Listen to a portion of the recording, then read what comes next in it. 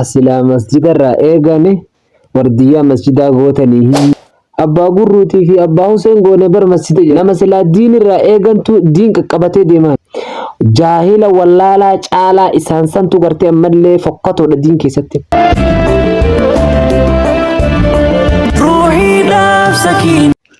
Kasila masjida irraa eegani wardiyyaa masjidaa gootanii jee gaafata hogandii koree masjidaati.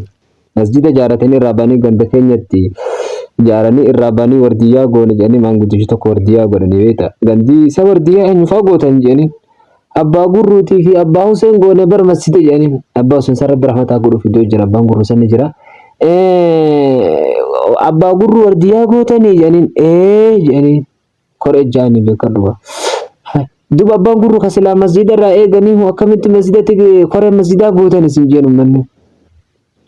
Nama silaa diin irraa eegantu diin qaqqabatee deeman irra gartee ammallee warri diin kana balleessu warra gartee ammallee islaamummaa tana if irkisu ka osoo beekuu itti dalaguu dhiisu lama ka islaamummaa if irkisu ka namni nama waa beekuuf taa'u ka inni waan takkan beeknetu islaamummaa balleessa jaahila wallaalaa caalaa isaan santu gartee ammallee fokkatoodha diin keessatti.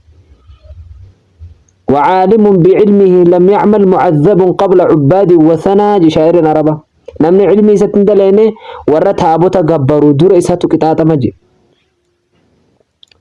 سيقلته أما أتي يقو أبليسك يرفته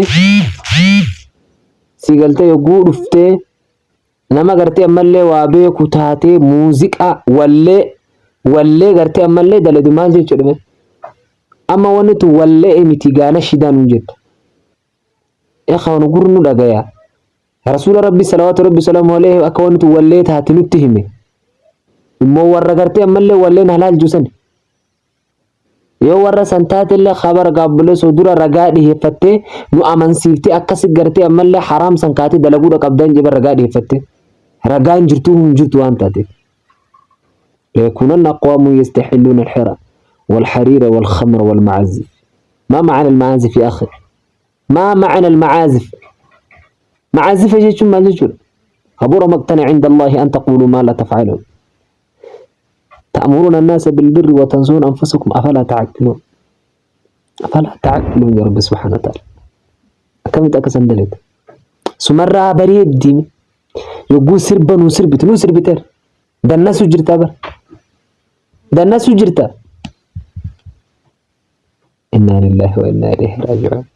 الله يا حديك يا أخي الكريم ربي سهالات فيسو يا أنس كن لما دروان تكلي سرة الأجر ما لا يعني جرا وافقتو تكلي سرة الأجر لقى ربي دبتشو لاف فولو سقول سردفو بعد دولة هما سرة الأجر